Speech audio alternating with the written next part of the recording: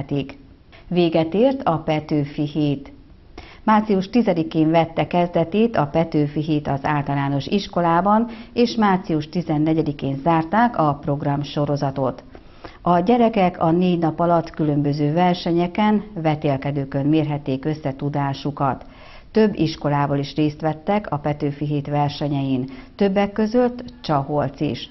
Az iskola igazgatóját kérdeztük meg, mi a véleménye a rendezvényről. Alsós gyerekeket hoztam most szép olvasó versenyre.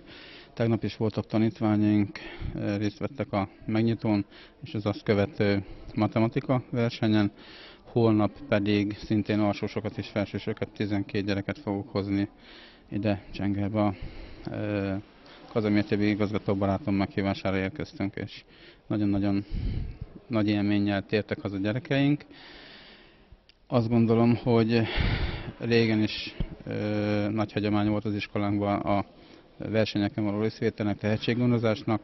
Most az, hogy már járáson kívül is tudunk szerepelni. Csengerben eddig még nem voltunk, de a meghívás, amelyet igazgató küldött, örömmel vettük, és szerintem nagyon-nagyon jó az, hogyha a kapcsolat erősödik az iskolák között, ezáltal, hogy a tanulók megméretik egymás között a tudást, kapcsolatokat építenek, és a kollégák is tudnak beszélgetni.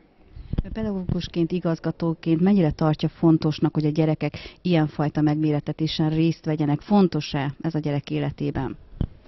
Nagyon-nagyon motiváló hatása van a gyerekeknél, hogyha nem csak a zártabb otthoni iskolai környezetben tudnak produkálni, hanem az intézményen kívüli terepet is megkóstolják, versenyeken vesznek részt, és ez egy lendületet ad a további munkájuk során. Nem csak nekik, hanem az őket felkészítő pedagógusoknak is természetesen, mellette pedig barátságok köttetnek, és fejlődik a tudásuk is. Nem írják kudarcként a gyerekeket, azt, ha esetleg nem olyan eredményt érnek el, amire számítottak? Nem, mert eleve úgy készítjük fel a versenyre őket, hogyha már kilépünk az iskolán kívül, akkor nyertünk, tehát mindenféleképpen arról szól a dolog, hogy nem elsősorban maga az eredménye fontos, hanem a részvétel. Az egy plusz bónusz, hogyha egy nagyon szép eredményt érünk a versenyeken. Igazgató, nem sokára a Magyarország egyik nagy nemzeti ünnepére készülünk. A Csaholci iskolában hogyan fognak erről megemlékezni? Minden évben hagyományőrző program a március 15-i megemlékezés délelőtti időpontban rendezzük meg, és az iskolánkban olyankor részt vesznek az iskolába járó gyerekek településének vezetői, a tankerület képviselői, illetve szülők, külső kapcsolatainknak a vezetői.